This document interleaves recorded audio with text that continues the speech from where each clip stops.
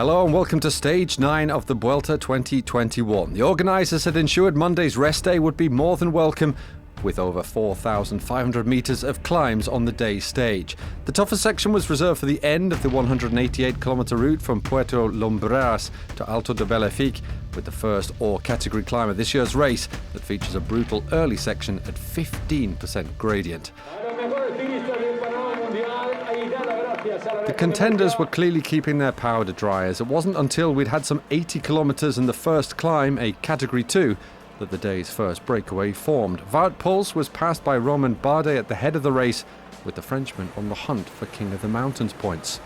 The attacks now started to calm and 11 men pulled away from the peloton, among them former race leader Kenny Elissonde and Rudy Mollard, who, in 20th overall, was the highest placed rider among the breakaway.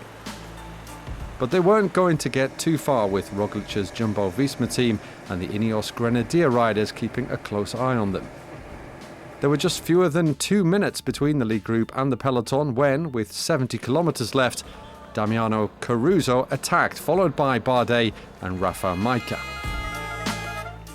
With the rest of the breakaway unable to respond, they were swallowed up, but not Caruso, who had predicted a good day in the saddle. Today can be a good stage for breakaway, so I will fight for that. We have 2 races in the race, no? One is for GC and one is reach the breakaway for the victory.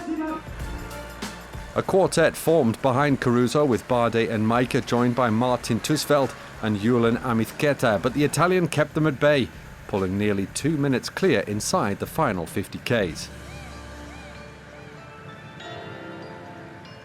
Jumbo-Visma took charge of the pace in the peloton, stepping up the tempo before Geoffroy Bouchard made an attack, joining the group between the rest of the field and Caruso.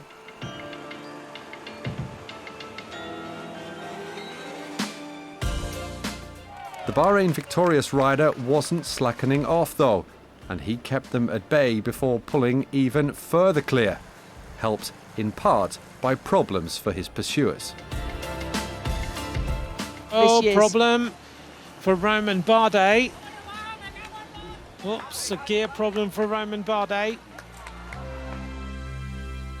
With Ineos Grenadiers back in charge, the peloton did make inroads. Pavel Sivakov helped thin out the field before his team made their move. Here goes an attack. Adam Yates launches for Ineos Grenadiers. Immediately onto the move. Here goes Miguel Angel Lopez. Sepp Kuss is the rider who jumps across for the Jumbo-Visma team. Roglic took his time, but finally the race leader hit back. Here goes Roglic. You just saw the last turn done by Steven Kruijswijk there, which launched Primož Roglic to make an attack. After the Slovenian got himself back in touch, Enric Mas, third at the start of the day, attacked, with only Roglic able to follow the Movistar man's move. Egan Bernal, Miguel Angel Lopez and Jack Haig among those who simply couldn't live with the pace. Caruso, though, second at this year's Giro, no one was going to stop him from crowning his 71km solo with a win.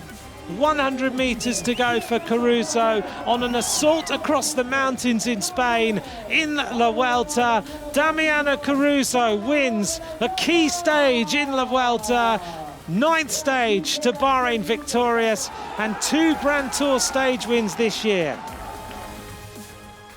I went just because I knew Ineos doing a really hard tempo, and then I say, okay, before they catch me, I want to try to do a breakaway, maybe alone, but I didn't expect this feeling after the Giro. For me, it's incredible. Caruso winning then with more than a minute in hand on the overall race favourites. Roglic picked up 2 bonus seconds on Mas by pipping the Spaniard to second. Egan Bernal struggled in the closing stages and he lost more than a minute on Roglic, who's still in red, 28 seconds ahead of Mas. Second before the start of the day, Felix Großschartner is now down in 9th. No change in the race for the green jersey, with Fabio Jakobsen still in charge. Caruso does get a bonus for his efforts. He's now King of the Mountains, 6 points clear of Bardet. Bernal can console himself with the white jersey. The race's best young rider has extended his lead to more than 2 minutes over Alexander Vlasov. Monday's a more than welcome rest day then for the peloton, who will be back in the saddle on Tuesday for the 189-kilometre ride between Roquetas de Mar and Rincón de la Victoria. It could be one for the sprinters, but the Category 2 climb just 16 kilometres from the line could throw Stage 10 wide open.